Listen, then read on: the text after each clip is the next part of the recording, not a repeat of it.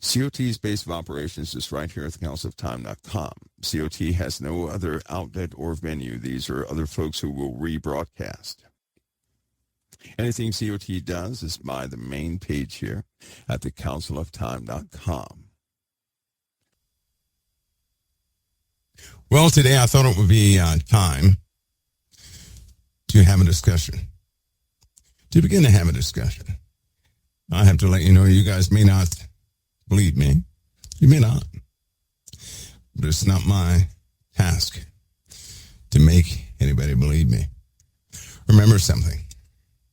Anything anybody states that is of truth is going to confirm itself deep down inside in your spirit.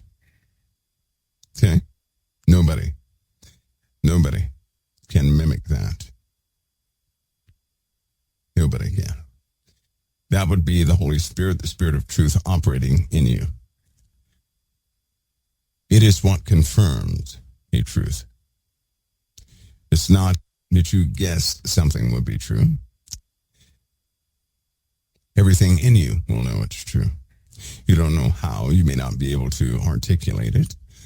You may not be able to go through any procedure or any type of process to validate it. You'll just know it's true, right? So we're going to discuss some things today that you'll find that out. Now, we all know for a long time, there have been many stories told about many different things, right? One of the topics that is most discussed during this time that we live in right now is, those stories of what the world does, disclosure, their disclosure. I'm going to start our disclosure. How about that? And it's time. So I wouldn't call it disclosure, more like discovery. That's what I would call it, discovery. But I'll tell you something. In this world, in our lives as believers, it's important that we know what we're up against, what's been happening. It's very important. I'm going to begin by discussing something, a word, a phrase you guys are familiar with. And it's a modern day phrase. But what if I were to tell you that in fact that phrase is 4,000 to 6,000 years old? Would you be shocked? A common phrase, a phrase that people have gone and talked about, something that men aspire to accomplish. It's an old term. Before I tell you what the term is, let me tell you why I'm going to mention that in the first place. There are some parchments, writings, documented history of something that happened a very long time ago. It's been found in Africa. It's been found in the Middle East. It's been found in Qumran. It's been found in Mexico. It's been found in South America. The same writings found all over the world. It's not something that a person would usually discuss.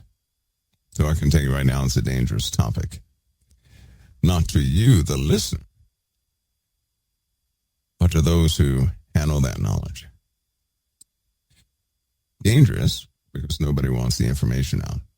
And they do everything to kind of smother the information, make it seem like it's needless, useless. Nevertheless, I'll give you some insights that will serve you well. They will. It'll put things into perspective. It brings up some hard questions. It's very difficult questions. Nevertheless, I can't deny that I've seen it in too many places. I began to see this way back in 88. 88 was the first time. And from that point on, I've seen it in various places in the Middle East, right outside of Jordan and Israel. Israel, Jordan, Kuwait, Afghanistan, 2 places in Russia, well, close to Russia. Africa, as I said before. Brazil. Seen it in a few places. And it deals with something ancient that you are familiar with. On occasion, we have read the book of Enoch, but that's not what we're talking about. We're not talking about the book of Enoch. There's some other writings that are exactly alike, very similar. The whole set of whatever writings they come from, to my knowledge, has not been found.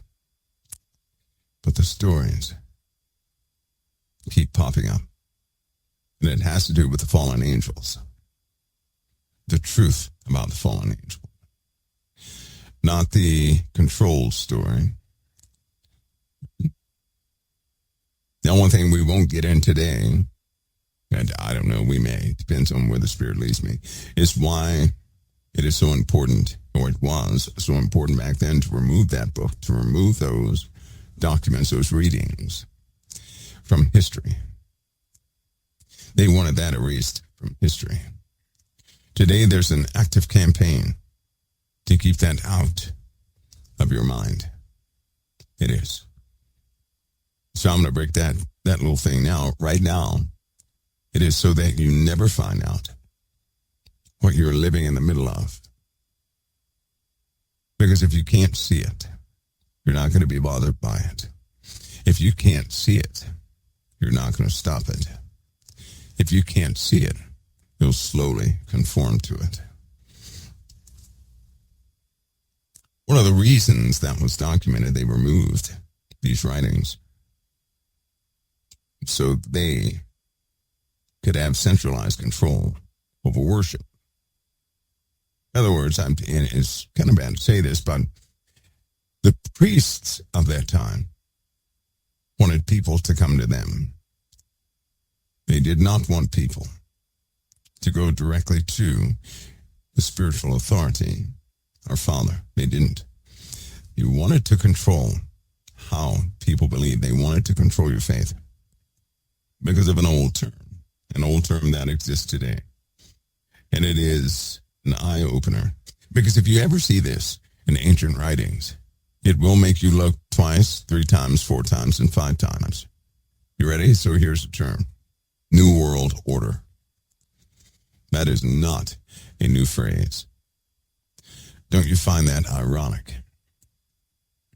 That phrase, that term, the New World Order, that is not a new phrase. It's not.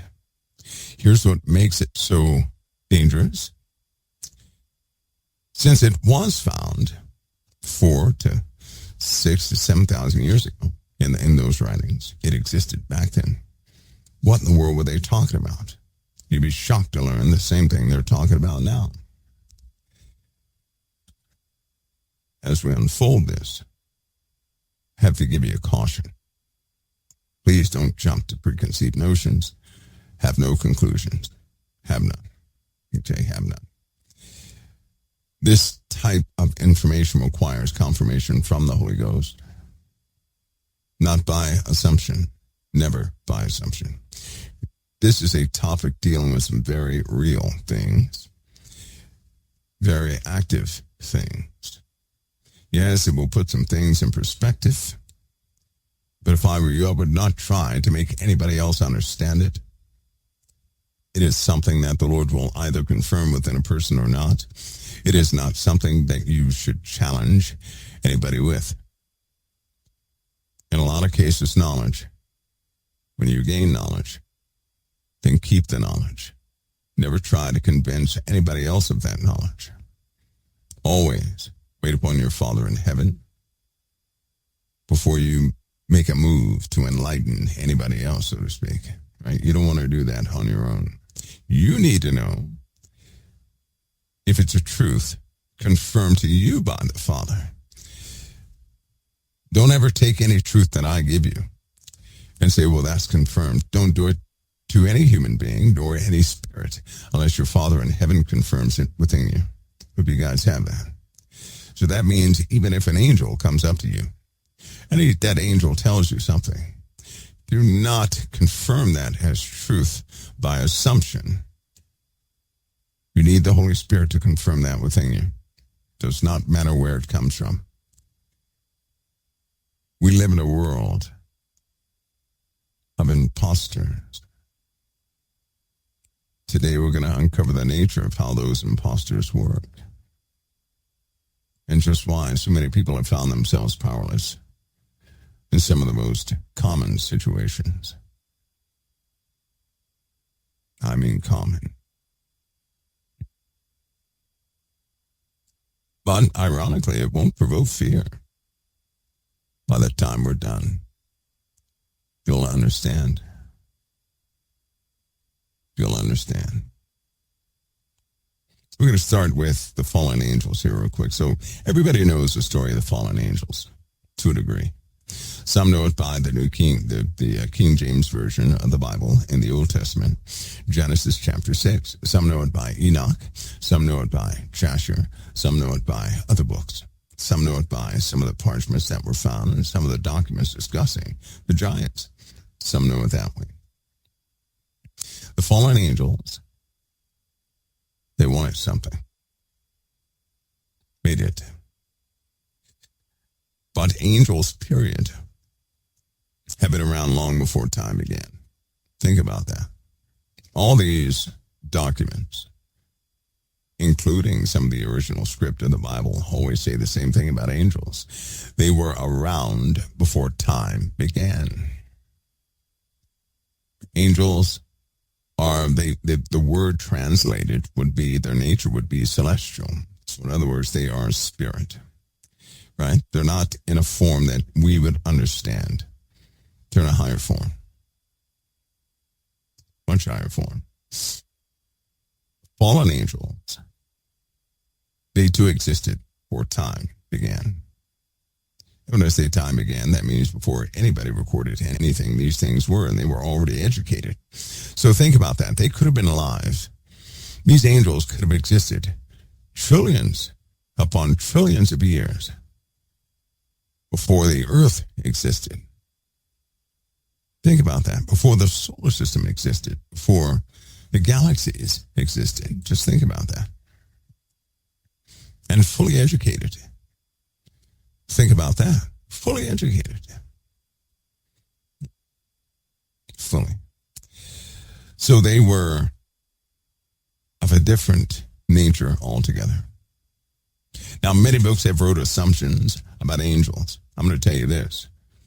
Unless the Lord gives you something direct, there have been many falsehoods written about angels, things that people have made up, things that people have taken from astrologers and psychics and all these other folks who write about esoteric things. So you had to be careful about what you believe about angels.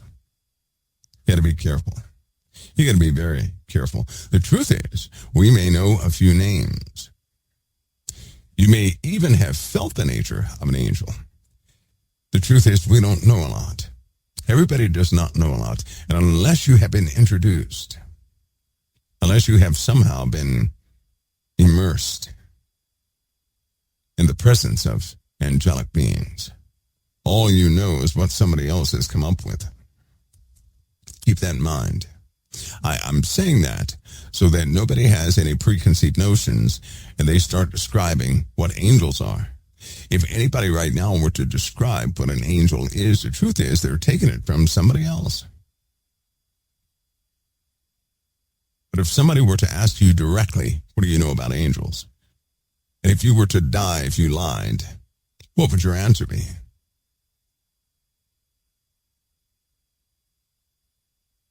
I don't think too many of us would have a comment. Not too many of us would have a comment. If we were asked the question, what do you know about angels? And if we lied, we were going to die a miserable death. Not too many of us would have an answer, truth be told. So what we know about angels, we know through writings. We know through other people's conversations. We know through information passed down. Right? Keep that in mind. That's why knowledge of angels. If you gain knowledge of angels, you keep that knowledge. Don't teach anybody else until your Father has confirmed a truth within you. Until he has shown you that. And if you want to know what an angel is, then say, Lord, I need the truth here. Can you show me what an angel is? That's all. That's all you have to do. And from that moment on, if you really mean that, from that moment on, notate your dreams. Be observant, and you'll see. Okay, so they've been around for a long time. They are direct creations of God. And they too have their process. They have a process. They have a process of education, of empowerment, of the things they do. How all that works? Well, no. We probably don't need to know that. But the story of the fallen angels is that 200 fell on Mount Hermon. The lead fallen angel made a pact with the rest of the fallen angels. He had a desire that was recorded by nations at that time. He had a desire that was recorded by the nations of that time. Now, these angels are bound up. You know that. These angels are powerless. Powerless. They are bound up. They can't do a thing. They cannot do anything. They can't do a thing. But it's only 200. We know the Bible tells us how many angels fell with Lucifer. How many fell with Lucifer? Anybody? How many angels rebelled with Lucifer? Anybody know? How many? Somebody give me that. There we go. 1/3 of the angels fell with Lucifer. Now these were watchers. They were assigned to watch over the earth to intercede for mankind. Semyaza was their leader, and he decided to do something on the earth. They were watching over earth, watching over mankind. He decided within himself, similar to Lucifer, and in fact, it's just like Lucifer, you could say. He decided that he could subdue the earth better than the Creator. And that he and the other fallen angels, that they would have children on the earth far better than humans. Okay? Far better than humans. So they made a pact on Mount Hermon.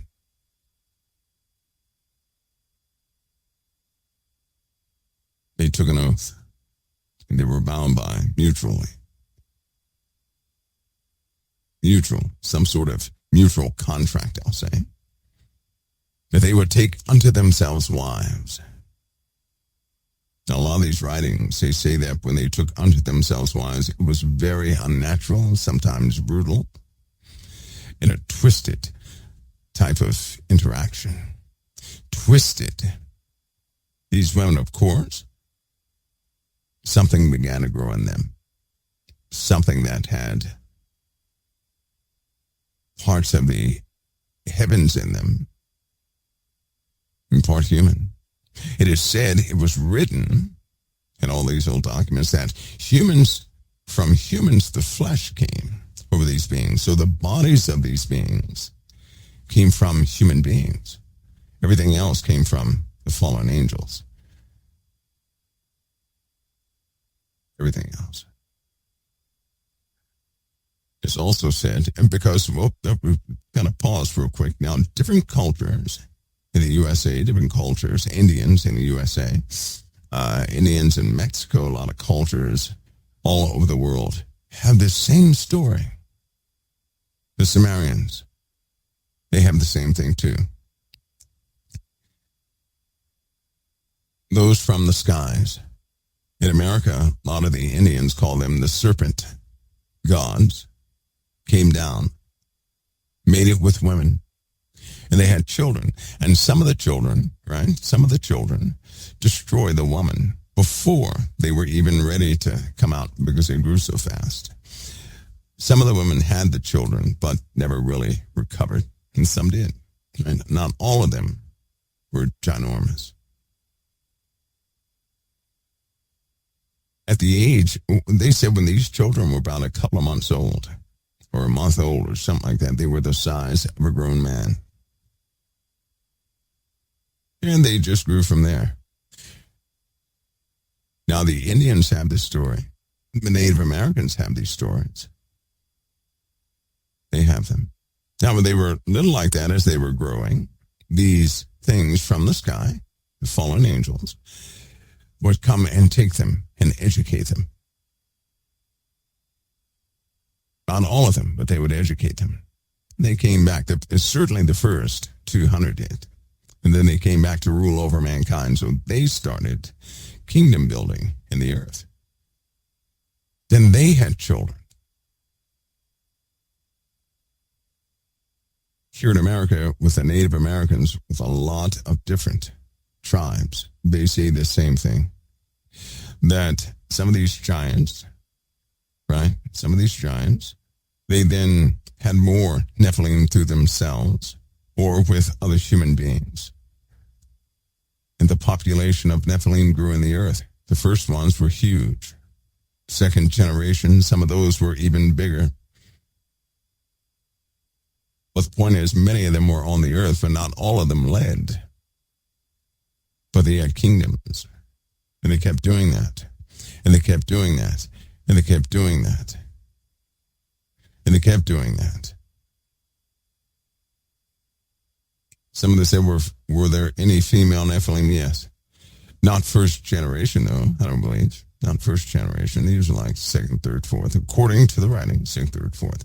So they filled the earth. In the Bible, it says there were Nephilim before the flood and also after that.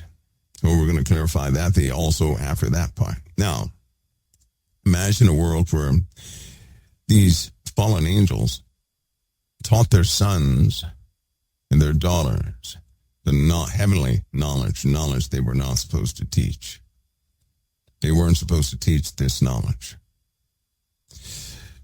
In the book of Enoch, which some of you have read, for example, Azazel, he instructed them in the arts of war, right?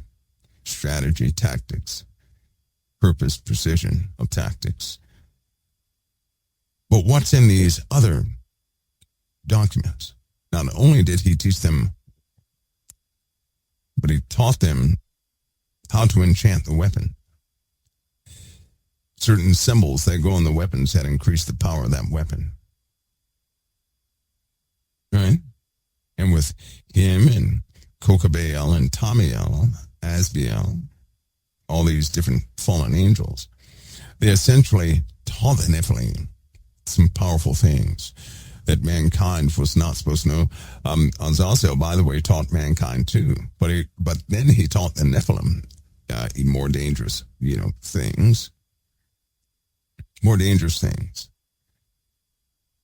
So let me give you an example of some of the extended things they taught. Semyaza, in the book of Enoch, it said that Semyaza taught them how to bind spirits, right? Enchantments and the resolving of enchantments, so on and so forth. In this case, Semyaza was extended. It said he taught them how to command the forces. How to command the forces. How to manipulate the invisible threads that tie all living things together. Right? What was the result of that? It was said that they could summon storms with one word. With a whisper, they could summon storms. That's right, sorcerers. They could summon storms with a whisper. Some people could do the same thing.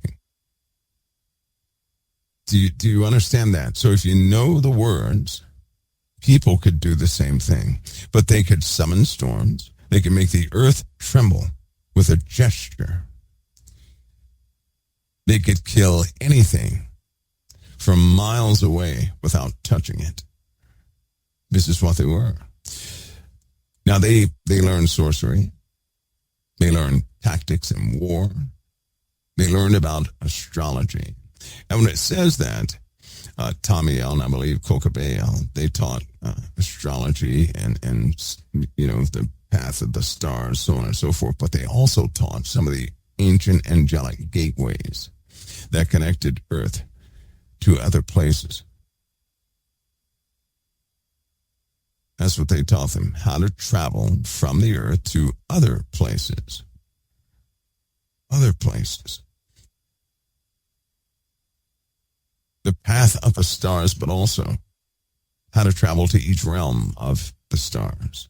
So there's a lot going on, right? That mankind has gotten a hold of. I'll tell you right now, though, I know for a fact there are teams that work on this stuff, and they take stuff, and they hide stuff, and you'll never see that stuff, and you'll never see those people, and they'll never disclose any of this stuff to anybody unless you are somehow indirectly or directly involved with these teams. Doesn't matter how much disclosure they say they're going to have. They're not going to disclose this. But all of what I'm talking about today does not come from their material. This comes from some of the ancient writings, the parchments, which happens to be the same stuff they own. But as I'm talking, I want you guys to listen. I want you to listen. You know what's happening in the world today. I need you to hear it so you understand what you're up against. For example, there's a celestial calendar. With this calendar, it has the fates. This calendar has the fates, actual fates of things that happen on the earth like clockwork. Then you have these, I'm going to call them meatball astrologers, right, who try to make money off things. If somebody knew about true astrology, they would not try to make money off of it. That'd be the last thing they do. In fact, when they know about real things, they will never attempt to make money off of it. Do you know why? Anybody know why? Because they're not going to think the same as everybody else. That's why. They're not going to try and make money off it. When somebody tries to make money off something, they really don't know about that specific thing. They don't know the implications of it. They don't know the power of it. They don't know that. If they knew the power of it, the last thing they would do is attempt to sell it. They certainly would not irresponsibly give out that knowledge. They wouldn't do it at all. That goes to say that if there are people who know about this, and I'm sure there are, you didn't read about it. You didn't. They're going to hold that close in families. They will. They understand the implications. Not the implications on you, but the implications on the person who would dare speak a word. The Nephilim can take it. They were half human, right? Half angel. They could take what came from speaking these words, but a human being cannot. They'd be hard-pressed to take speaking them. For a human being to speak one of these incantations, one of these phrases, it would be like you giving up your life force right there that very moment in a very painful way. How about that? So yeah, they could speak it, something would take place. But they would be in pain for the rest of their lives. Would you ever use one of those words if you knew it? Because when what they taught them, right, God uses authority. This is not what they taught their children. They didn't teach their children authority.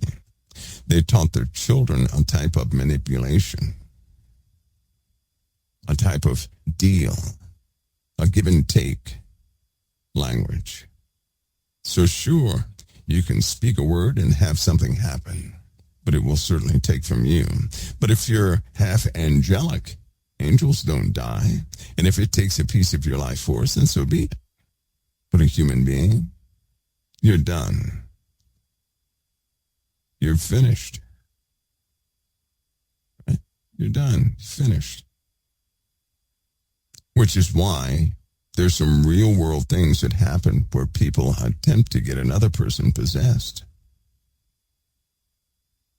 And if that possessed person doesn't, it's of no consequence to their mortal bodies. So there are a lot of people in the earth that try to get a person possessed for that purpose. A controlled evoking of these incantations. Let me continue though. So they taught their children all these different things. And their children, right?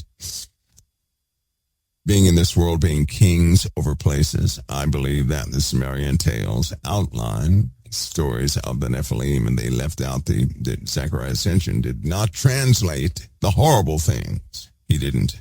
He has everybody believing that somehow the Sumerians were just like you and I. They were not. They were not. Whenever you come across the Pantheon and all these different things, start looking at the characters and how their names diverge, but how similar they are, because they're talking about the same people. I'm not going to call them people, the same things that were on the earth at the time. But these things had a problem. They were spirit and they were flesh. Their flesh hungered. Their flesh hungered, and it would never end. They were starving their entire lives. Though they would eat and eat and eat, they were starving. There are stories written where they would go stand over the ocean and scoop up a bunch of fish and whales and everything else. And they were still starving. In the book of Enoch, it says they ate up all the acquisitions of men. These other writings, they corroborate that, but they were still starving. Then they began to eat people. And then it documents how that happened, how people would wake up in their villages and they would see a large shadow over their village, and people would start running just by seeing one of them. But there was nowhere to run. And children and men and women, they would begin to pick them like berries and eat them until the earth filled up with blood, human blood, animal blood.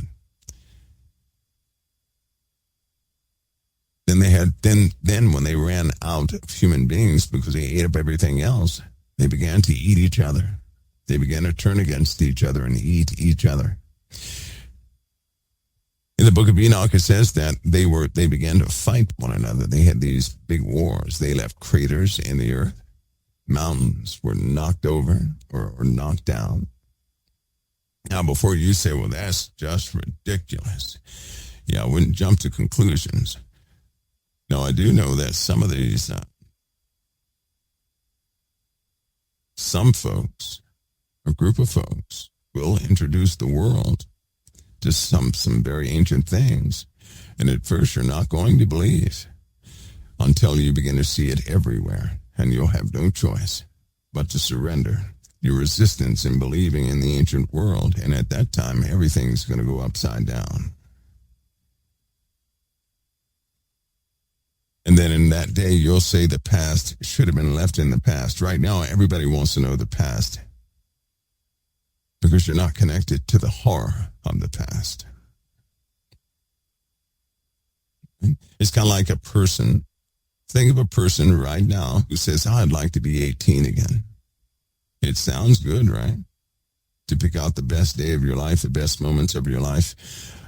But see, you forgot about the horror of being 18. You forgot about the misery that you had when you were 18. You forgot about, nobody ever talks about the horrific times. They talk about going down memory lane. That's what they're thinking about. And they say, well, I'd like to do that again. I'd like to go back and just, hang out with this friend again. But then if you begin to think soberly about that time back in the past where it was just your glory days, there was misery and a little horror, stress, and some more things you totally forgot about. When you think of the whole picture, back when you were 18, you'll say, no thanks. Right? Isn't that what you'll end up saying?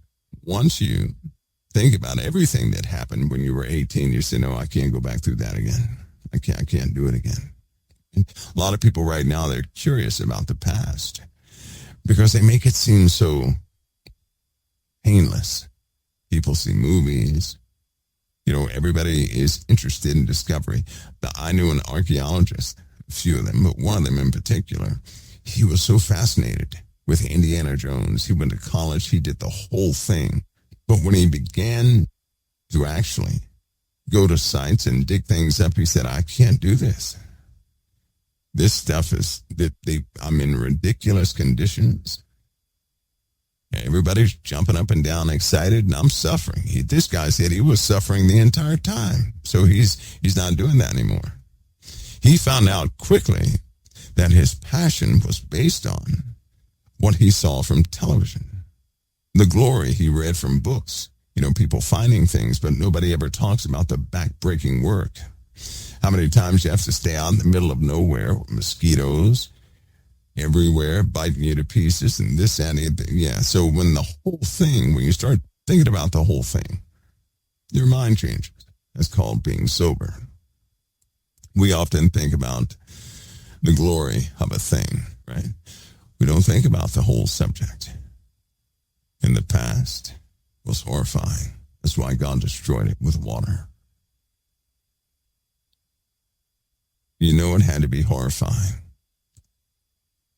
if the Father destroyed everything with water. Now, some people say, well, the Bible says there were Nephilim before the flood and also after that. And that's why Goliath was there. Right? That's what they say. Goliath was not he wasn't a Nephilim. Goliath was an Anakim. And so he was far removed from that nobody from the first generation made it. Nobody did. Nobody. But some of the mutated human genes made it. Right back over here to the USA and other places. We had the same thing, but there's a flood story here where nobody made it. Nobody made it. Over here with Native Americans, it says that the water went right up into the atmosphere. Who can survive that? You're not going to swim that long.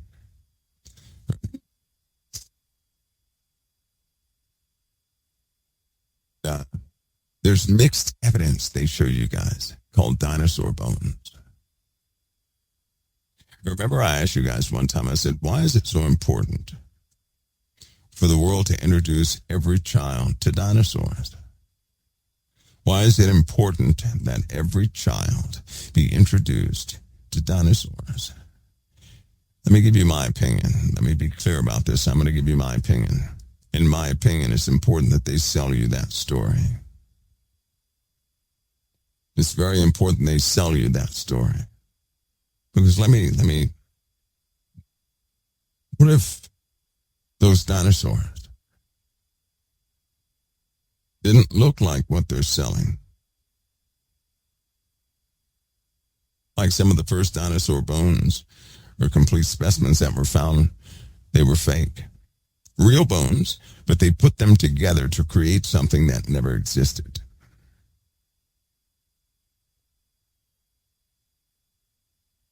But I'll tell you something, they spend a lot of money. They spend a lot of money on dinosaurs. Do you know that? Trillions of dollars they spend on dinosaurs. You don't believe me? Start researching. You're going to find they spend trillions of dollars on dinosaurs. Not billions, trillions of dollars on dinosaurs. And you ask yourself, why does the world spend trillions of dollars on dinosaurs? Why? You're not going to tell me because they're just, fascinating. No. Don't tell me that. Don't tell me that.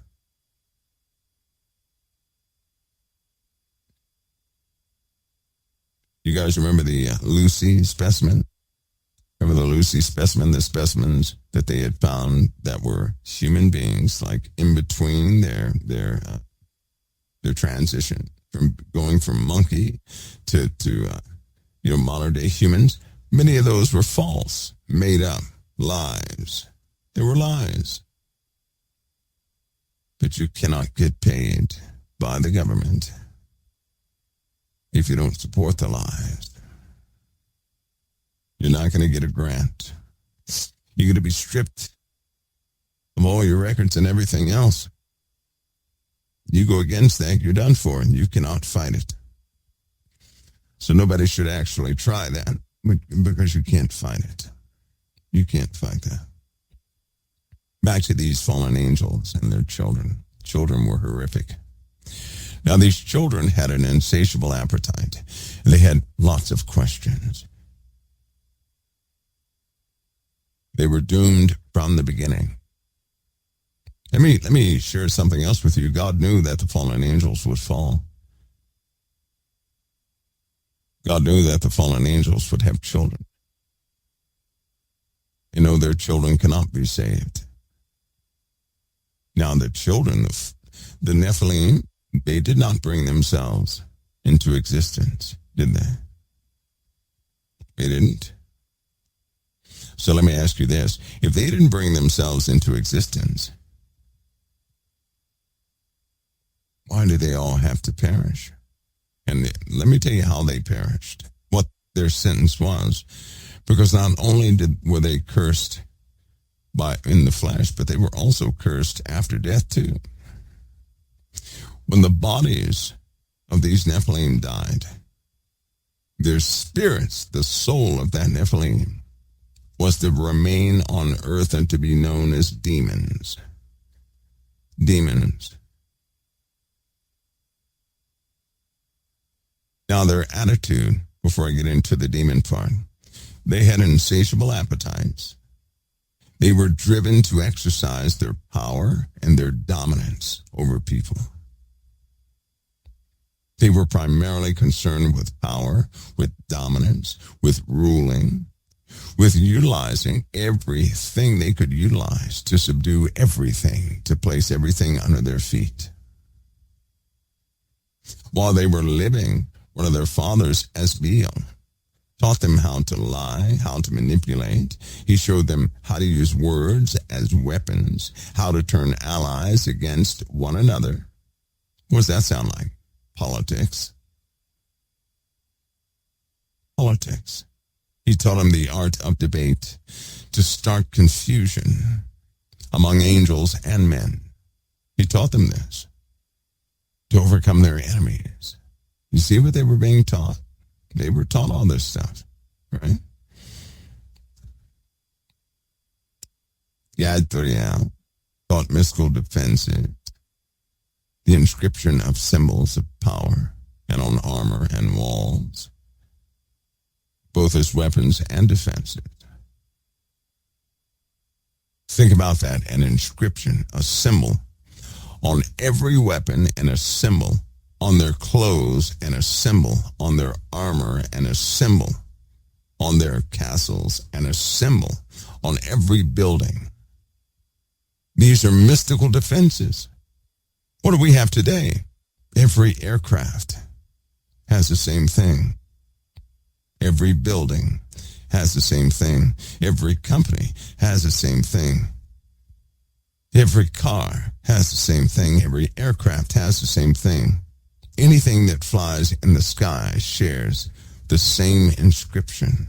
You just haven't looked at that yet.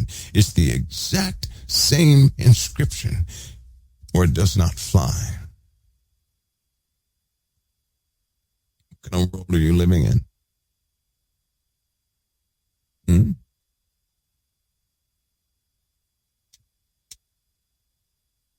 There were Nephilim before the flood and also after that. That's Genesis 6, right?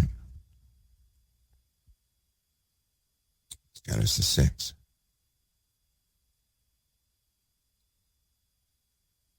What do we find out in the book of Daniel? And in the last kingdom, they shall mingle themselves with the seed of men, but shall not cleave one to another. They're doing it again. It's been 2,000 years, and within this 2,000 years, everything these parchments talk about back then, they have a modern day equivalent right now. Now, when I come back from this break, I need to talk to you about the nature of these Nephilim. I know a lot of people, they look at the giant part. I want you guys to forget about the giant part. The giant part's not important at all. It's not important. It's not. I want you to see what's before you. So at least you won't walk with a blindness. And if you don't believe it somehow, then test every spirit by the Spirit. And I'll even go over that. And if you don't consider something even after that, then go further yourself and see for yourself. See what actually is repelled from the name of Jesus. Not by you saying it either. No. You don't have to say it. You do not have to say that name to repel things.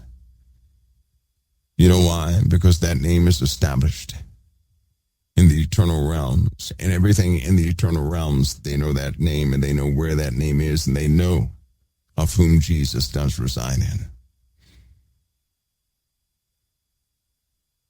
They know who's affiliated with the Messiah.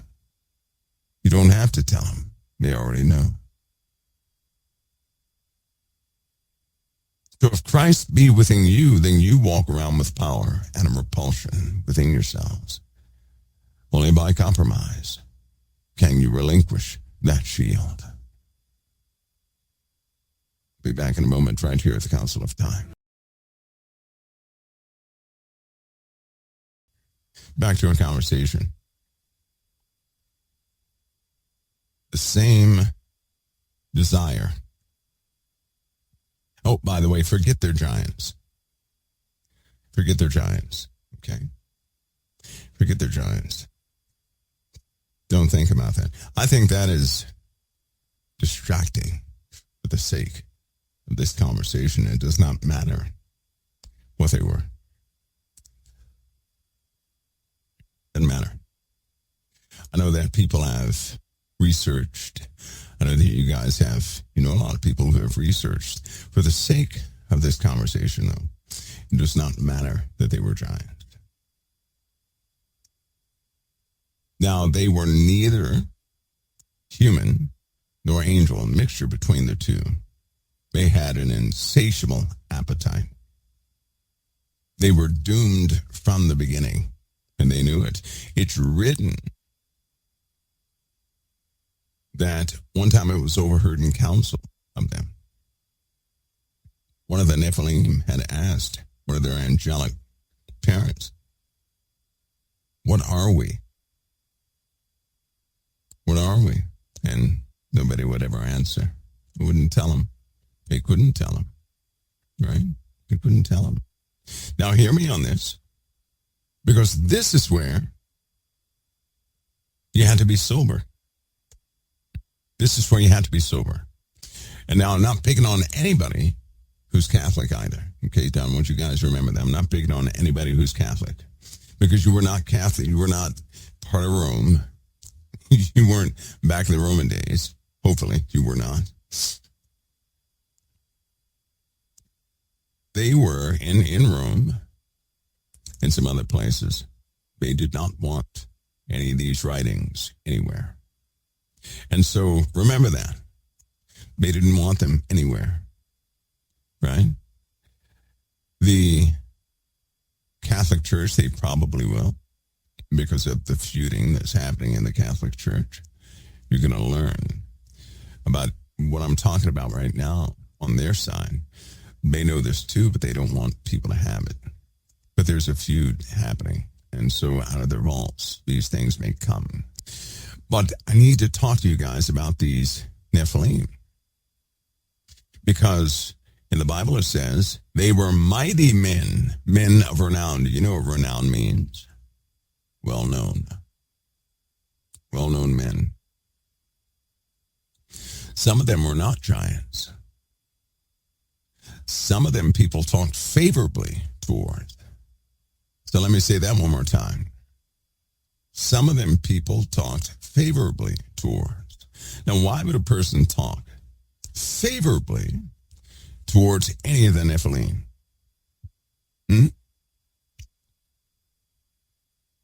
Why? Why would a human being talk favorably towards the Nephilim? You can find it all throughout history. In kingdoms. In the kingdom, they would always parade their leaders, lift up their leaders, do all sorts of things to their leaders, especially those, the Sumerians. They did the same thing. Oh, they're wise. They're all powerful. They, we have food because of them. We have, progress because of them. We live in a type of luxury because of them. You forgot about the luxury part, right? Luxury because of them. Any of those places, when you're in good with the kingdom, you have security, you have food, you have shelter, you have all these different things. You're not living as a vagabond. Is it any different than today? No, it isn't. When you're part or in with a corporation or in with any of these governments, you have security. If you're not in with them, not in with a corporation, if you're unemployed, you're a vagabond. You're thrown to the wolves. The same thing. So when people say, I like this place or I like that place, they're actually talking about security. Because if at any time, if you worked for a company that no longer paid you, are you going to like that company? Are you going to like that company? No, you're not. If at any time the company you work for, if they can no longer guarantee a paycheck, you going to like that company? If they cut your check down to 1/20th of what it used to be, would you like that company? No. Here's a simple fact. People like whatever benefits them. So if it's going to provide you, listen, if it's going to provide you peace and security, you're going to say, oh yes, we need more of that. We need more of that. That's what they had back then. The Nephilim fought each other. They fought each other. They devised wars. Like I said before, Asbiel, one of the fallen angels, taught how to lie, deceive, and manipulate. Show how to use words as weapons and turn his allies against one another. So that's what he taught. Start confusion among the angels and men. That's what he taught. He knew all of that. Everything he taught was by way of conversation. Gilgamesh, he was in some of those ancient documents, which really brings up an interesting question because you're talking about time, intervals. You're talking about when these documents, right, are mentioning all these things, and Gilgamesh is thrown right in the middle of them. Gilgamesh, of all people. I'm nosy, so I wanted to know, well, is Gilgamesh mentioned in any of those documents found with Enoch? They want to keep that confusing. Because if it were mentioned, Gilgamesh was mentioned, then the time that people are thinking about, they would have to reorder time and put it back in perspective again. That changes everything, doesn't it?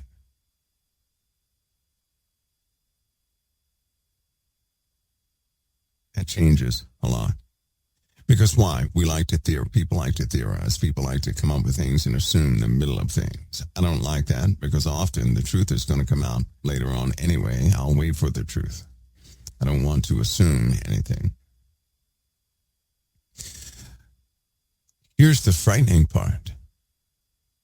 In Genesis, it said there were Nephilim in the earth before the flood and also after that.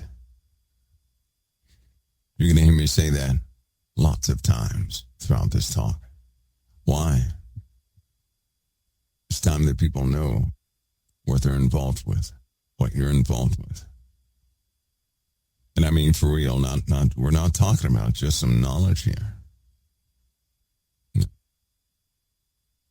There are ways to identify, very easy. And you would not like the results. Nevertheless, the results do not lie. And they are 100% effective every single time. Just so you know, not sometimes, every single time. It'd be like somebody, if you did a specific something in your mind, and somebody turned around and looked at you and said, leave me alone. And if that happened every single time, well, I think your world would change, your worldview would change. I also know that a lot of people would not know how to handle that. To have a realization that they're right in the middle of something that they didn't really choose to be in the middle of. To be able to identify the truth of what's all around you, what's been around you since you've been born, is a wake-up call. It's like being hit in the head with a sledgehammer.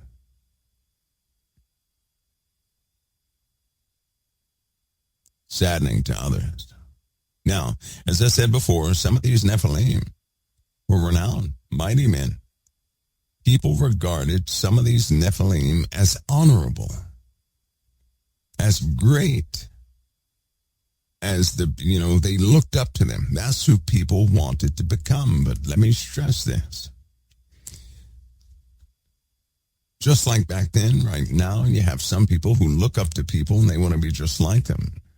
But those who have a relationship with Christ are predominantly occupied with purging things out of their lives to become more like Christ. Because the Lord is their standard. But those of the world do not have a relationship with the Lord. And so they look up to other things. So just like back then, things are happening today.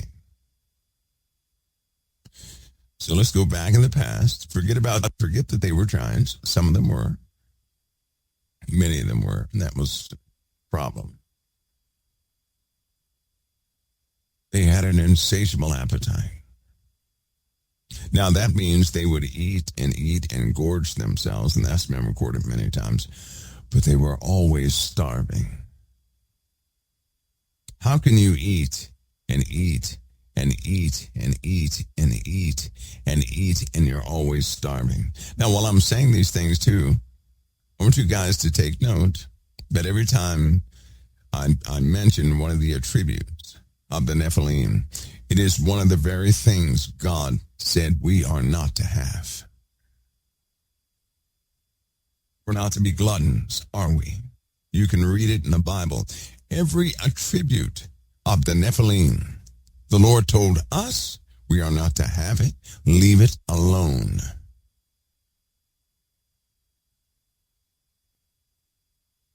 If you have an insatiable desire and you cannot quench it, what does that mean? That means your hunger is not of the flesh. It's of the soul. They had a hunger for domination. They had a hunger for war. They had a hunger for debate. They had a hunger for deceit. They had a hunger for sorceries. They had a hunger for knowledge. They had a hunger to know everything. They didn't know everything, their dads did. So they had a hunger to know everything, and it was of the soul. And one of the main, when you have a being like that, who has an insatiable appetite of the soul, whether they're in the flesh or out of the flesh, it does not matter. They still have that insatiable appetite.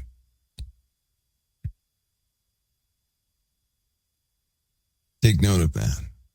So that means these entities have an insatiable appetite. What does our Father talk about? Lust. The lusts of the flesh. He always talks about lust. A lust is an unquenchable desire. That means you want something, but every time you get it, it's never enough. That's what lust is. That's what the Nephilim had. That was their very nature. That's something they struggled with no matter how much they consumed, no matter how much they learned, no matter how much they killed, no matter how much they fought. They had an insatiable appetite to keep doing the same.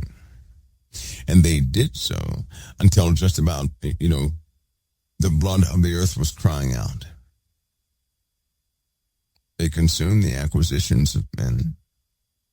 They consumed man and beast. They consumed just about everything. People were hiding. People lived a terrible life, hiding in the dark, cavernous regions of the earth where nothing could get to them, and they were praying. They prayed. And Enoch was alive in that time. And they were afraid of Enoch. They were afraid of Enoch. Enoch was a human being, but they were afraid of Enoch. It's something. Enoch is a known character, but no one wants anybody to learn about Enoch. In the Bible, it says Enoch walked with God, right? Enoch walked with God. That's what it says. They were terrified of Enoch. Both the fallen angels and the Nephilim could do nothing against Enoch. Isn't that interesting? The Nephilim couldn't even touch him. They could not touch him. With all the killing and disasters these things were causing against people, they could not touch Enoch. Why? Why? Because Enoch had a relationship with the Most High. That's why. Because they're part angel. Angels have barriers. Angels have certain rules they cannot help by their very nature they have to follow. They cannot touch anybody who's in relationship with the Father. How about that? They cannot do it. They can't. Even if they wanted to, and they did want to, they couldn't do it. And it's not that Enoch was defending himself all the time. No, they couldn't do it. They couldn't do it. Isn't that something? What did the Lord Jesus tell you? Yes, he said he gives you power to tread upon scorpions and serpents. And yes, he said he gives you all power over the enemy. But he said nothing will by any means hurt you. Why? Because it cannot. Once you are his, once you are a disciple of his, they can't touch you. Many of you you've been hit upside the head and everything else before you had your serious relationship with Jesus Christ. When you had your serious relationship with the Lord, it changed. Now, if you slip back into sin, you're going to get hit upside the head again. And you already know that because some of you did slip back and they were waiting. And you know it. But when you're in relationship with the Lord, they can't hit you. Why? They can touch nothing of the Messiah's. You didn't have to rebuke anything. They simply cannot touch you if you're in relationship with the Messiah.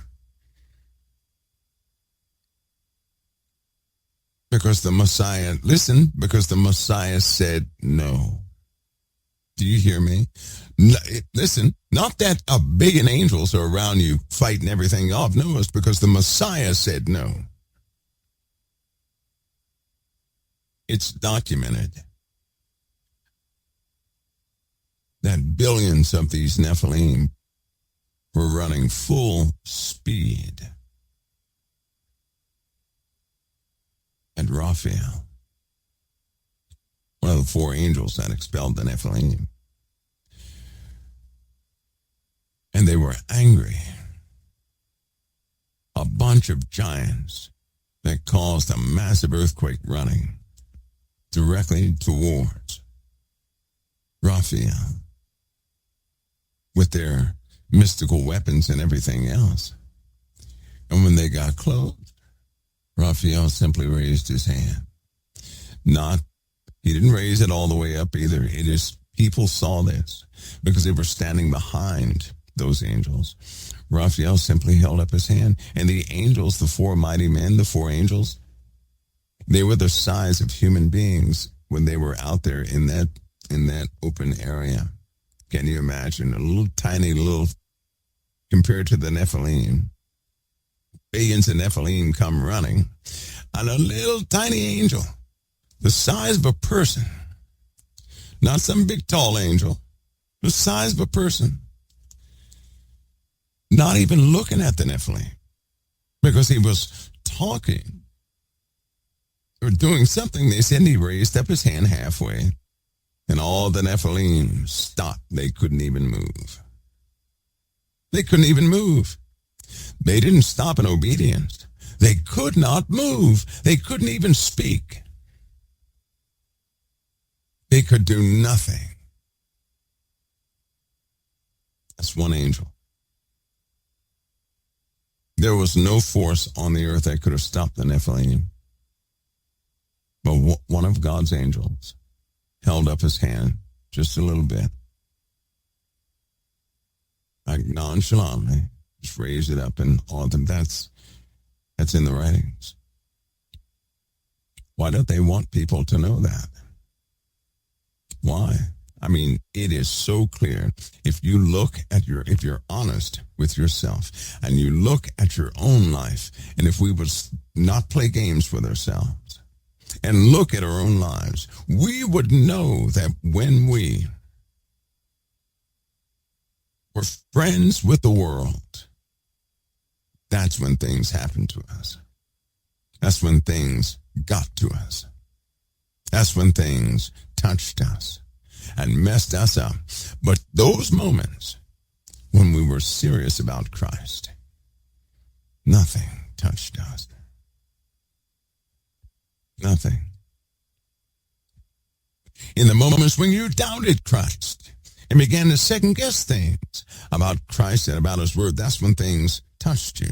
Do you know why? Because when you doubt, you're pushing Christ away.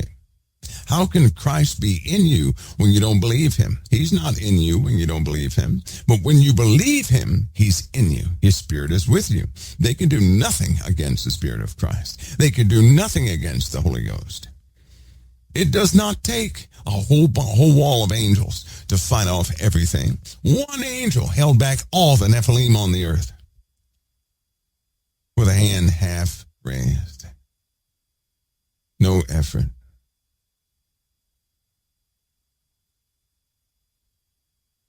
You know what he told them?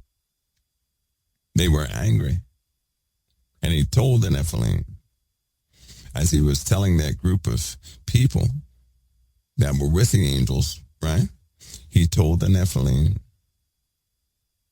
he said, you know some of what your fathers have taught you, but all of what your fathers know is but a fraction of what the heavens are. And there are greater authorities that even they cannot conceive of. My. So that tells me something, because that phrase, that way of using those words lets me know. We may think we know by reading the word what heaven may be, but it lets me know we don't. In fact, it lets me know if an angel cannot hold what heaven is within themselves, how in the world can we do it?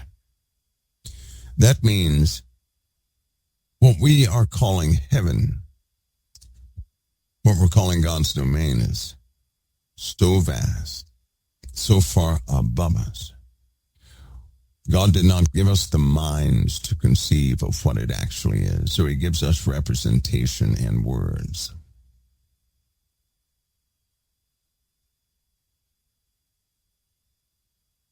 I don't think we have the brain power. I don't believe it. I just don't believe it. And yes, I'm one of those people. You know how people have near-death experiences? Each person, because I never talk against anybody who has one of those, but I will tell you this. Heaven is not fractured. So if one person sees it, it's going to be consistent with the other person, consistent with the other person. And it's also going to be consistent with what the Lord said. But the Lord said something in the Bible. He said, when they had that argument about who's going to be in heaven, who's going to be whose wife in heaven, and the Lord said this, don't you know anything? You're going to be like the angels, neither male nor female. See, the male and female thing is needed right here for earth, for reproduction. For earth, not for the eternal realm. We're going to be like the angels, neither male nor female. So I think that in a lot of cases on these near-death experiences, it's called communication. God has to speak to us in those things that we do understand. If he showed us something we couldn't possibly even relate to, a person would just be flabbergasted. And you'd say, well, what did you see? And they say, well, I don't know. That's what they would say. So he gives them something that they can relate to. I don't think it's about the imagery of what they saw, right? Because if you start looking in these older documents about the Nephilim had dreams, right? People had dreams during the time of the Nephilim. The Nephilim had dreams too. The nature of those dreams were different. For example, one of the sons of Kokabeo, it is written that he spoke about a dream. In that dream, he was in this beautiful field, this beautiful fruit. And that when he walked, he didn't even shake the ground or anything. But then everything in that beautiful garden was gone. And everything burned up, and everything went away, and he was left in desolation, and he was starting to be carried off. Another one had a dream where he was on the top of a mountain, and the mountain was taken away from him. In short, the Lord was showing them that something was coming for them, and a time was coming for them. All right? But they had different dreams of the exact same thing. I believe that the Lord does this to communicate directly to us so that we understand in some sort of context what he's saying. If you look over these near-death experiences, all of them have different things. A person may say, well, I saw my dog there. Well, I saw my wife there. Well, I saw my children there, this, that, and the other. In other words, there's peace in that place. There's fulfillment in that place. There's love in that place. I believe the Lord is showing people what they are. Because if he says you're going to be like the angels, neither male nor female, right? Then where are the children? If you're neither male nor female, then something different is going to be there. Plus, even with my pea brain, the Lord had me have an experience. And I'm telling you right now, the only thing that existed in that place was love and pure wisdom and something else I can't give a name to. But it was so fulfilling. Do you understand? If I would have stayed there a little bit more, I would be spoiled back here on earth. And I carried a residue. When I got up from that place, there was a residue with me. You didn't have to wait for a person to talk. You did not. There was even nature there, but nature was different. Everything was instantaneous and everything was truthful. I knew the meaning of things that even right now I desperately have tried over the years to try and this meaning of this one thing, because I told that I wanted to go back and look at the people on the earth, and I could see them. I could see the people on the earth, and I was in front of this person, and I looked at the person and I said, this is not what any of this is about. That's what I was saying in my heart. But here's the deal. I saw this person 12 years later. 12 years later, I saw this person. I'd never seen that person before in my life, but 12 years later, I saw that person with that, they went through something.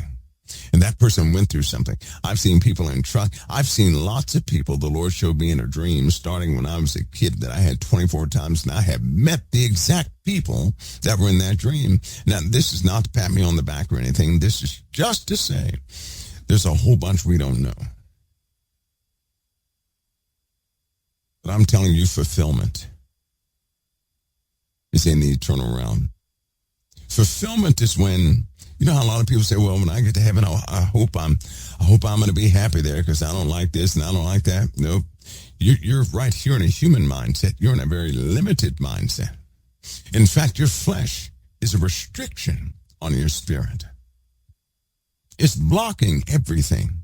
You can only conceive of so much. You can only understand of so much. But once it's gone, once that transition takes place, you're going to be in a place that you'll have fulfillment. And when I say fulfillment, I mean everything in you that you're everything. You're going to have absolute fulfillment. And if you've never felt that before, if you never had that before, in fact, if the Lord gave you a sneak peek of what fulfillment was, you wouldn't complain about your work with the Lord another day. You'd be willing to lay down your life for anybody because in that moment you'd realize something. There is nothing in man's mind, nor is there anything he can conceive of, nor is there anything he could invent or dream of that would even come close to what the Lord has for us. Even for the worst of us, we don't have the minds. We don't have anything to capture even a true piece of what the Lord has in store for us. We don't. We just don't. Because I felt a piece of fulfillment. And all the pain in the world that everybody goes through here, I'm telling you now, it's worth it. It's worth it. It's worth it. There's nobody that's going to get to that place and say that life here was not worth it. You're going to feel like you cheated somebody. That's what you're going to feel like wow, I should have spent another 900 billion years there to go through torment. Then maybe that would have been fair enough. But see, our problem is we think everything has to be within the realm of our thinking. We do so in great error. Back to the giants. Back to these Nephilim.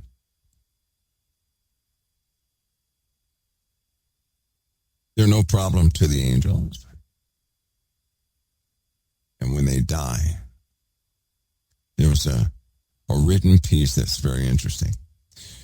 When they die, when the Nephilim died, when they died in the great flood, their spirits would be known as demons. But hear me on this. The character of the Nephilim you can know through these documents that were found. That's what's so interesting. There was a Nephilim that always negotiated, a group of them. They always would negotiate. They were nice, they were inviting, but they always negotiated. They were always plotting and planning. All of them collectively, with their leader, Semyaza, wanted to create a new world order. That's what was written a long time ago. They said he had it in his mind, Semyaza had it in his mind, that he could re-subdue the earth and do a better job than the Most High. That he could educate mankind and grant mankind a greatness on this earth. And that he would have children, and those fallen angels should have children on this earth to run it. They wanted their children to inherit kingship of the earth.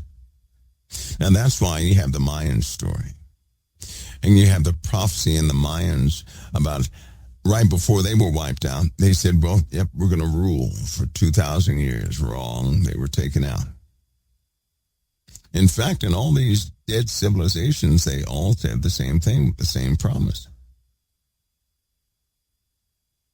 They did. They said the same thing. But how can all of these civilizations in different parts of the world have the same prophecy that they were going to rule for 2,000 years? Huh? Because you're dealing with the same entities. That's why. When you have these echoed sayings, It means that some sort of influence was speaking the same thing to everybody else. That's what it means. So that means that promise came from the same source. That's what it means. That's what it means. Now, as I said before, some of these Nephilim, they were negotiators. People looked up to them. People depended on them. Some of them were absolutely evil and tyrants. But they were all different. And when they died, they would be known as demons in the earth. Now, that word demon, you can't find that in the Bible. You can. You know that, right? You cannot find that word demon. You know what Jesus called him? Unclean spirit. Do you hear me? Unclean. What does that word unclean mean? The word unclean means unsanctioned, not authorized. It's not cleaned. See, anything cleaned with the Father is acceptable. It's acceptable, right? If it's unclean, it's not acceptable. If it's cleaned, it's acceptable. If it's unclean, it is not acceptable. These spirits are unclean spirits. They're not acceptable.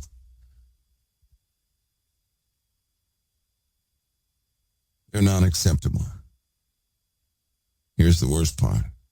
It was already prophesied that these things would reside within people in the end time. Lots of people who would take on their characteristics. They would be taught. Men would be taught of these spirits, these unclean spirits. And they would resurrect kingdoms in the earth that mirrored those of the Nephilim. I thought about that. I said, okay, the Nephilim had a lust problem, a hunger problem. So do the people today. They can never have enough power. They can never have enough war. It can be a peaceful time. Somebody's going to think up something to go to war, do something to go to war. They spend most of the money on weapons, don't they? They spend all their time with intellectual things, not to save humanity, but to venture beyond Mars or something like that. Just think about that. We spend most of our intellectual time thinking about things that will never benefit humanity. We spend most of our time because we're curious on things out there. And with everything we learn, it's never enough. With everything we get, it is never enough. With everything we achieve, it is never enough. With everything God has given us, it is never enough. So what influence do you see over mankind right now? Right now.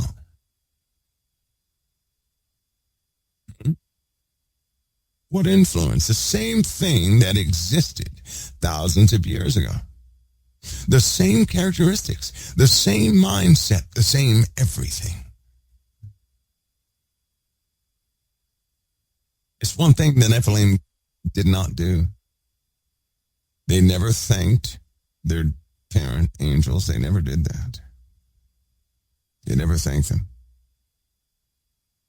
Because in truth, they always wanted the admiration for everything they did, and they would fight over the admiration. They wanted people to look at them as though they were the answer to everything. That's what they wanted.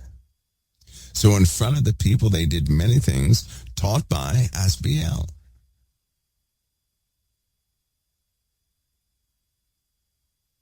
Amia, Azazel, so on and so forth. They can't do anything. They're bound up.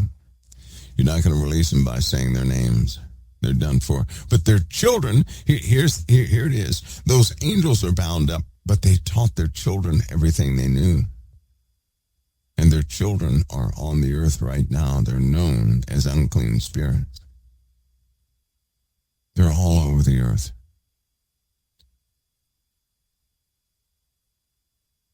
Can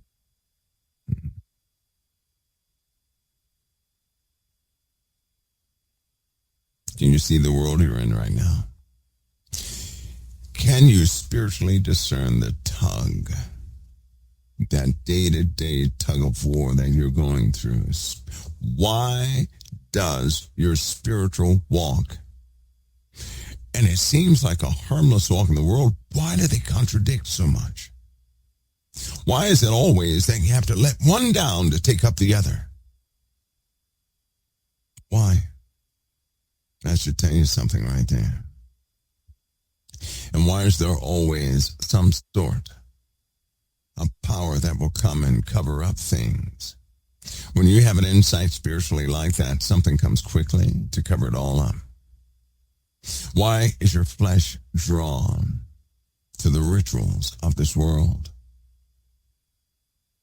You ever get in a habit of doing the same thing every day? That's ritualistic.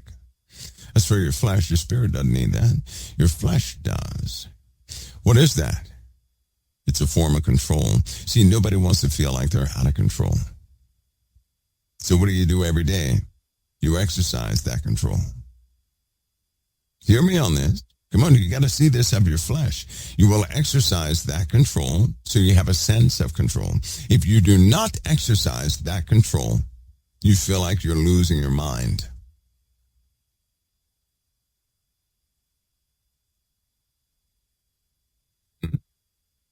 You feel like you're losing your mind. So what is that? That's another point of contradiction, isn't it? Can't you see it? In fact, one of the best pieces of advice for a person is to clean up their environment. Make your environment neat, to clarify your thoughts. But that's still, it forms habits. And with those habits, you will control it. See, we all do it because if somebody came in my domain and started moving stuff around, I'd be like, oh, what are you doing? Right? Because you're going to notice. Why? Because it's our environment and we like things the way we like it. But I'm trying to show you something in your flesh, not your spirit, but your flesh. Your flesh needs placement, and it will always hunger for a type of control, period. Doesn't matter who you are, it's going to hunger for a type of control, always. It wants what it wants. You know, in the Bible, when it says the flesh and the spirit do war against one another, that means they're not on the same page. That's what it means. They're not on the same page. They are, in fact, against each other.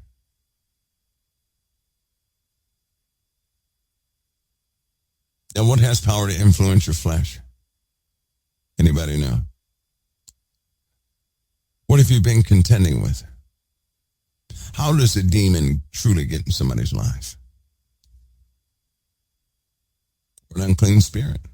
The Nephilim. How do they get in your life? Because they want, listen, they desire badly to be in flesh again. It was already written that that would be one of their major desires, would be to exercise themselves in flesh again, to be in you, to be in a body where they can feel again, where they can hurt again, where they can do things again. So it is said of these Nephilim, they had extraordinary strength, extraordinary intellect. They were extraordinarily harsh. Many of them were, right?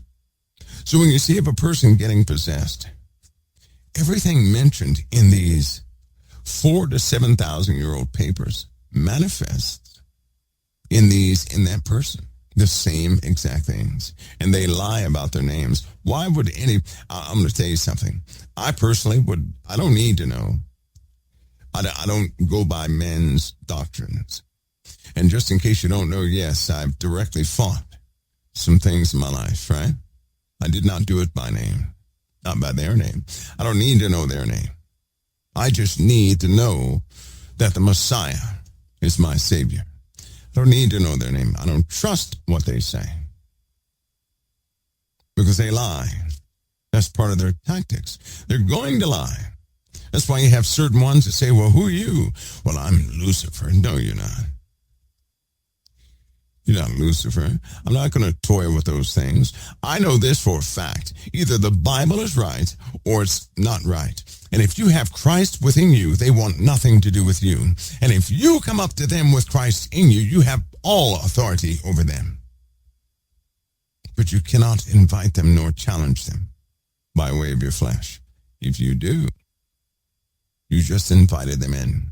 You can invite the Nephilim through your disobedience. You can invite the Nephilim through your emotions.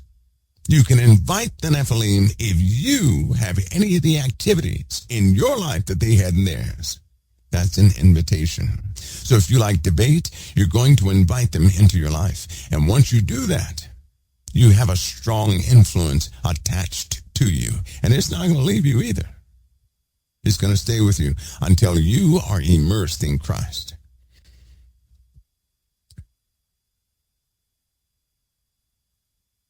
It's going to be there. You notice in this day and age, a lot of psychics are around, right? All these psychics. Have you guys noticed that? Oh, there's a bunch of psychics.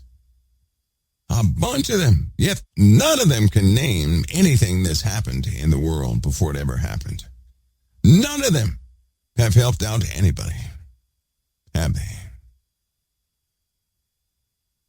Even that is a form of them. They're very cunning. They are. Remember when Paul cast the demon out of that woman? He said, hey, do you realize what you're doing? Now, I'm over here preaching the truth, and you're over there doing your thing, trying to dovetail off what do you know what you're doing? And he cast that demon out, and the guy said, now what am I going to do for employment? She's powerless. She has no abilities because you just cast it out of her. Now what am I going to do? You made me go broke.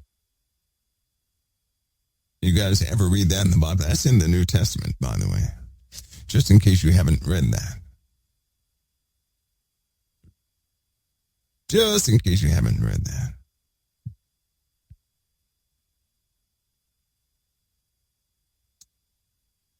When you do that, they become part of you. Now, the Lord gave us a list of things to check ourselves with. A clear distinction between the affected flesh and the health of your spirit. But for the sake of this conversation, take a look into the world. Take a look at the world as it is right now. And tell me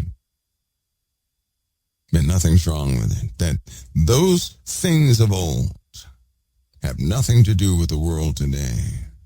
Could you tell me that with a certainty?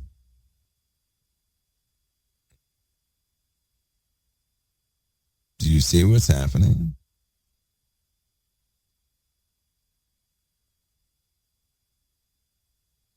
Imagine when it surfaces, there will be a disclosure, not of ET. It'll be a disclosure of truth, of who's been influencing who. And when that truth comes forward, it's going to cause a sickness within people they never thought possible.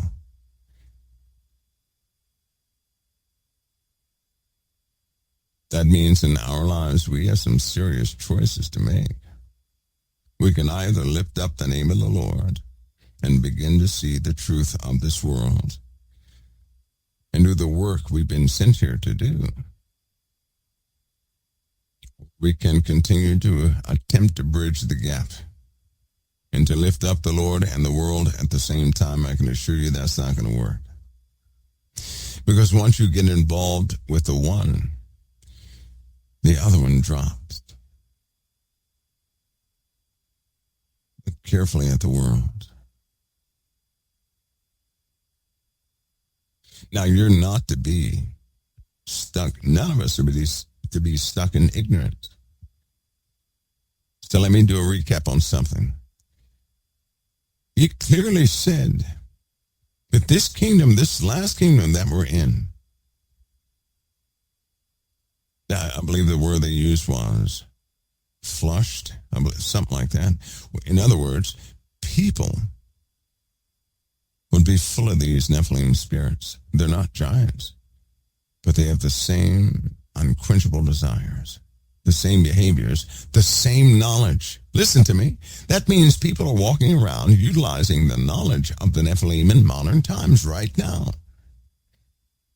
And if you go back yourselves and read exactly what these things had knowledge in, and you start looking at the world now, that's what gives you a shocker. Because what they couldn't finish then, they're finishing now. That culminates into the beast kingdom. Just as the word has told us.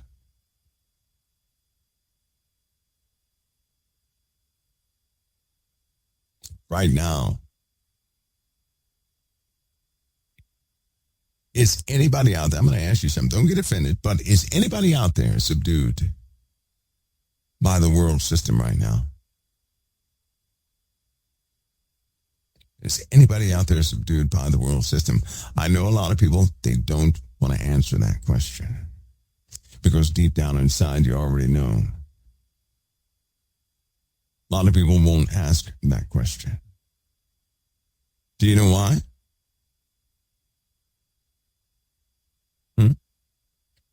Because everybody is receiving from the system, and everybody is living by the system, and everybody is operating within the influences of the system. With Christ, you begin to see that, and that becomes sort of a controversy in your life. Haven't you noticed that in order to be comfortable in this world, you have to compromise your faith to do so? Haven't you noticed that? There is something in your life, in my life, in everybody else's life, that in order to live comfortably in this world, you're going to have to compromise something. I know people, they say, well, I'm getting a promotion. Is that right? Well, who's getting fired? So-and-so. They don't even care. They don't care. It's not that the company is making more money. Somebody has to lose for another to gain. There are people starving 50 miles away, no more than 50 miles away from all of us. Somebody not more than 50 miles away is starving right now. Think about that. Lots of folks going through these same things. The same things. It's given this in this world. For one to gain, others have to lose. Look at where you're at. Because with the Lord, you're either, listen, if you're with the Lord and the Lord's within you, you speak differently, you do things differently, everything is different.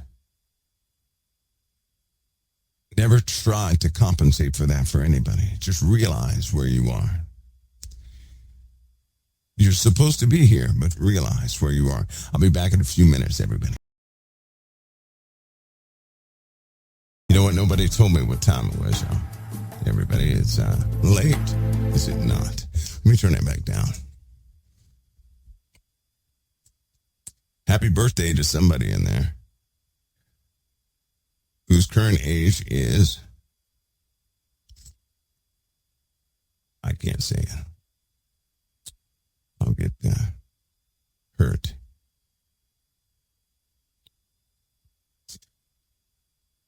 Do you all know there are some details? We just touched the surface of something. There are certain activities in the lives of the Nephilim that are an influence upon you right now. And just in case you don't know, right? As I said before, there is a method of testing this that will give you feedback 100% of the time.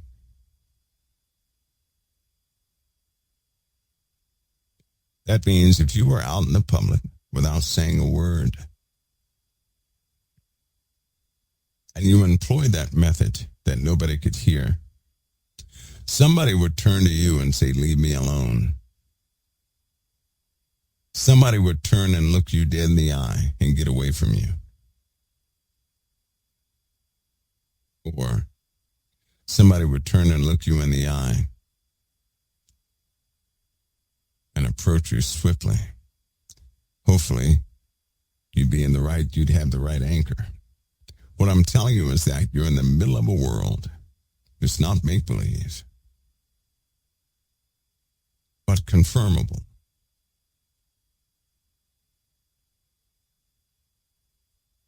And that's the first part. The basis, I believe people should know of what they're dealing with, what this influence is upon them. Now, these things have no power over your lives unless you invite them into your lives. And to invite them into your lives is to become exactly what they were. And the only way that's going to happen is if you do not have Christ.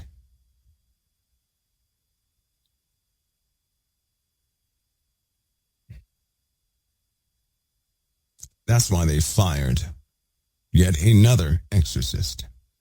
That's why the Catholic Church stopped another exorcist. Because they're saying the same things.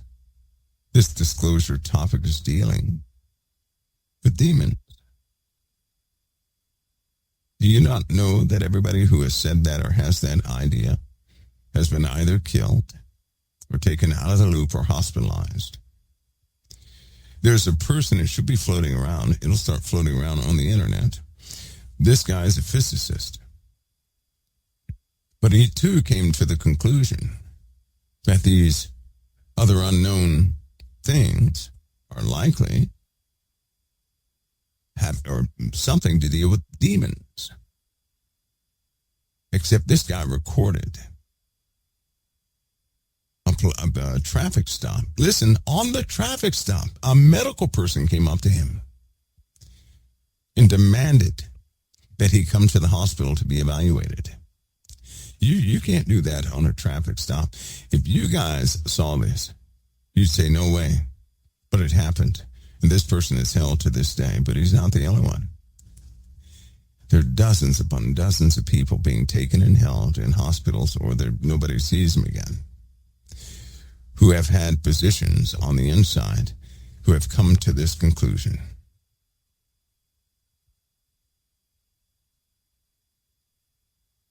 So if you've heard anybody say it, don't forget they said it.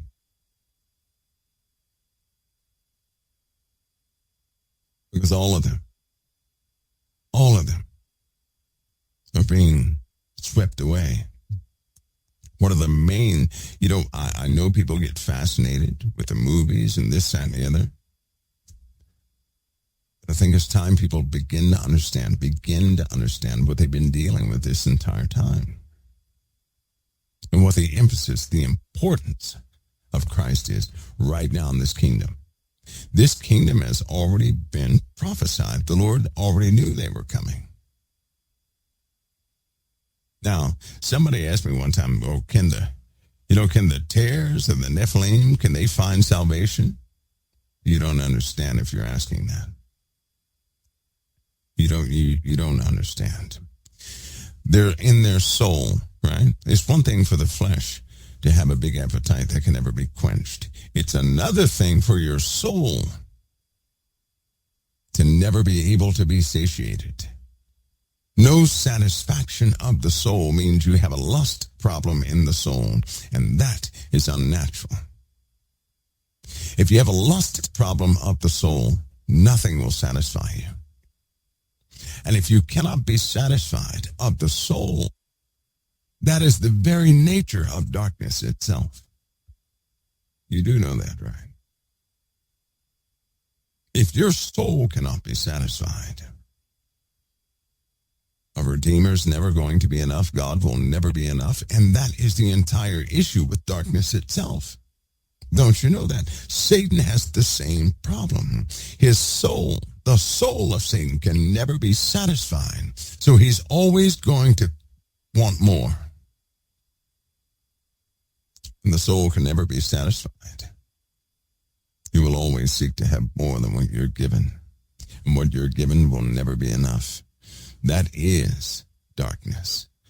That is darkness. That's what leads people to do the worst things in life they have ever done.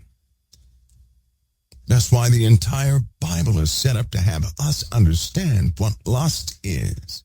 It's the same thing. Lust is an unquenchable desire.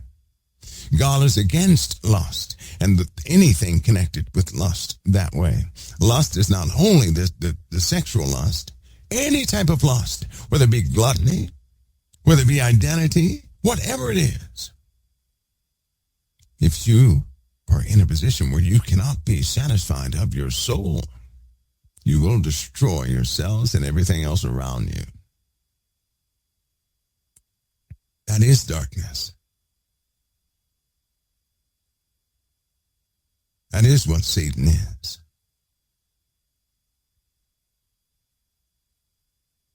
That's what the fallen had within them. That's what the Nephilim are right now.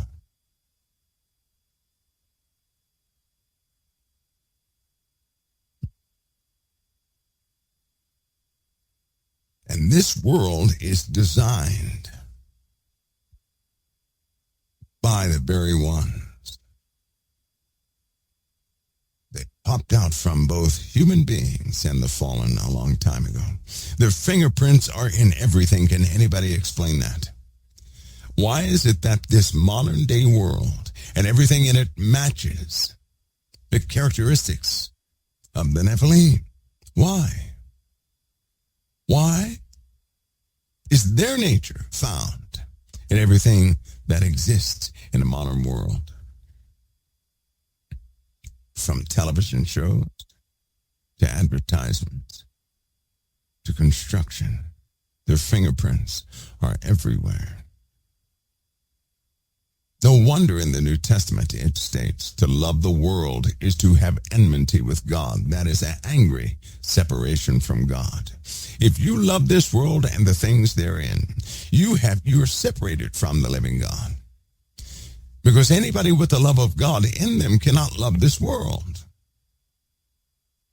Why?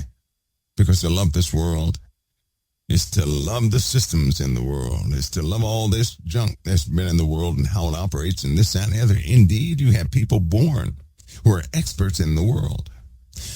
Isn't it ironic that most people who come to Christ, they're not experts in the world?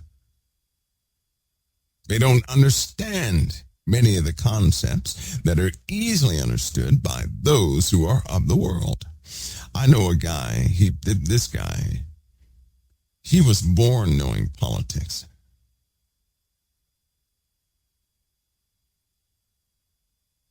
When he became an adult, he fought Christ every step of the way to this very day. He stands against Christ. Why is it that when a person understands the things of the world the way they do not follow Christ? Why?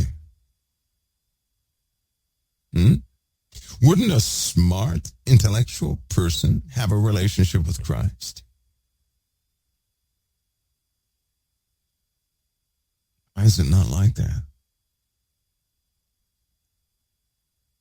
Why are the smartest people haunted by obvious evils? Haven't you noticed that? I'll tell you something. If you're a friend of this world, then that means the world likes you. And if the world likes you, then you're not standing with the living God nor Christ. Because if you stand with the Lord, the world's going to hate you. Think about that. Put all this together.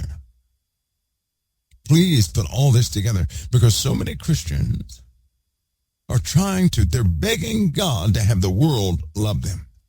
The same world he said, don't be a friend of the world, because the world is against Christ. The world is against the living God. And what do people pray? Lord, let the world be my friend. if the Lord is within you, the world's going to be against you. They won't agree with your views. They're going to call you an idiot and everything else. Why? Because of their characteristics. They're going to believe that they're right about everything they say. They're going to believe in what they have created themselves. There are properties or characteristics of darkness that are within people that everybody needs to know, and hardly people don't really know them. For example, in the Bible it says, a true sinner and the people who will be doomed at the end of time, these people worship the works of their own hands. Let me say that slower. They worship the works of their own hands. So whatever they built, they lift up. Whatever they built, whatever they designed, they lift up. They make whatever they built be the glorious thing of that moment, of that time, of that generation, of that millennia. Whatever they built, they lift up. They don't lift up what the Lord put together. They lift up what they put together. They compensate what they put together. They make excuses for it, everything else, and then they lift it up above the word of the Lord every single time. That's a trait that's in the Old Testament and the New Testament, and something they cannot help but to do. They worship the works of their own hands. Well, somebody name something that mankind made and that mankind lifts up all the time. You're not going to like it. The Lord mentioned it, and the Pharisees hated him for it.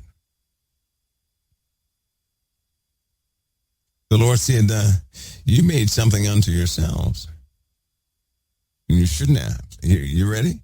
Rules. R-U-L-E-S. Rule. They made up their own rules, and they lift their own rules up above everybody else's. Think about that for a moment. Just think about that for a moment. Just for one moment. And you'll start to see it. You'll also start to see how that many without knowing are already in worship of something extremely dark, and it takes Christ to rectify that. Now, with Christ, that's the only way justification can be brought in. So what am I telling you? I'm telling you this. Without morals, it's an abomination, and that's going to be the end of it. See, if it weren't that way, how then could the beast system ever come in? How could the system of the beast ever be propped up if somehow man were to rectify some things by morals, like politics, like the Constitution? The Constitution is a beautiful work, it truly is, but it's not going to work without morals. If you get a bunch of twisted people, right? How's the Constitution going to work with a bunch of twisted people? And yes, it is something that man created. Just don't jump on the side of those who try to invalidate those things in the Constitution, right? Don't jump on the side of those who also turn it into an argument. Don't jump on that side either. It's a well thought out document. The problem is you have to be moral for it to work, because freedom of speech. Well, what if you get a bunch of people out there that curse? They're protected under freedom of speech. Blasphemers protected under freedom of speech. You see how this goes? You see how it goes? So let me clarify this. When he creates something, you can only break it. When man creates something, if you lose your morals, the devil can use it. The devil cannot use God's word. He can break it, he just can't use it. Like, they can't do that. But man is different. Man is not the creator. And anything we make, right? Man came up with a constitution. Anything we make can be used against us. I think it's important for all of you to know that within yourselves. You got to know that within yourselves. Because believe me when I tell you something like the Constitution can be utilized to cause you to become an abomination. Imagine if somebody made you kill somebody else because they weren't following the Constitution. Who's the bad person in God's eyes in that case? You are. So there are people purposely trying to drive people bonkers by doing things in a very specific way to taint what you meant for good. They're tainting it. Don't let people do that. Do you hear me? In your homes, don't let anybody taint what you have meant for good. Don't let them taint it. Turn it into some sort of curse. How do you stop them? Stop falling for what they're saying. Don't get drawn into what they're saying. Stop believing what they're saying. You know why people get loud and angry and everything else at somebody else's comments? Because they believe every word they say. Since when do we believe every word that man says? Huh? I believe the word of the Lord because it's from the Lord. But I do not believe every word that man says. The only way you're going to get upset is if you believe everything that man says. Please think about that. How to keep you out of the upcoming riots as the fires sweep through and the rogue nation breaks away. But that's a midnight hour discussion. Realize the world you're living in. Identify it. Stand with those things of the Messiah and of the Word of God. Stand with them. Because these are the days of inventory. People are being accounted for. And stop being afraid. Don't live your life being afraid of dark forces. Don't do that.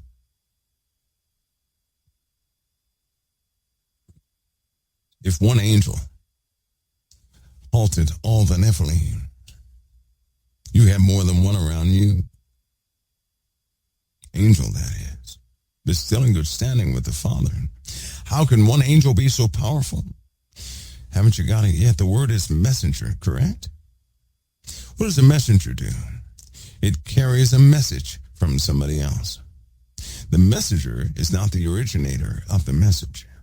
The messenger simply carries the message.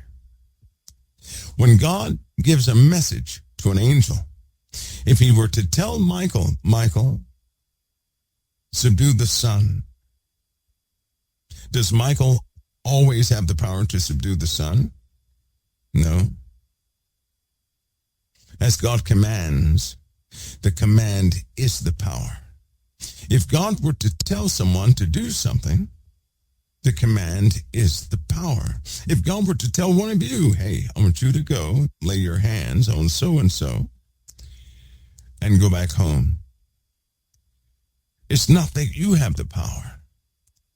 But when you obey the Lord, you're going forward with his message, and in his message is the power. You see that? So as you go to do what the Lord has sent you to do, you've released his word by way of obedience on somebody else. God watches over his word to perform it. So if it's his word, he'll perform it. You're just bringing it to them. And nothing can stop you. Why? Because he told you to go. If he tells you to go somewhere to do something, then he's empowered you to plow through everything to get there. You have everything you need to accomplish what the Lord sends you to do. Just make sure he sends you to do it, so you'll be empowered. Now, if you go on your own, you're on your own. Do you understand? If you go on your own, you're really on your own. You may not be able to muster enough to get through something, but if God sends you, you carry something of His, and it's by His authority, you'll get through. And nothing can halt His authority. Nothing. See, a lot of people, they hit walls. They didn't wait on the Lord. They went on their own. And they can't muster enough. But if God sends you, nothing can stop you. See, that's what one of the leading Pharisees told the other Pharisees. He said, hey, be careful what you do to these men. Because see, what God starts, nobody can stop. And if you fight against them, you're going to find yourself fighting against the Creator. That's what He warned them about. He said, you better be careful what you do to these men. If this is from God, nobody has power to stop it. But He told them if it's not from God, it's going to come to an end. He told them, be careful. All of us should remember that. We can walk in these ways, but we have to finally simply acknowledge they are what they are. And yes, we have sent ourselves. And yes, we have initiated conversations we shouldn't have at the wrong time with people in His name because we wanted them to change at that time. Time for us to walk forward with His authority, unstoppable. Don't you think? Well, I like this scripture because we were just talking about angels, right? To as many as believe upon His name has He given power to become sons of God. That's what an angel is, a direct creation of the living God. A direct creation of the living God.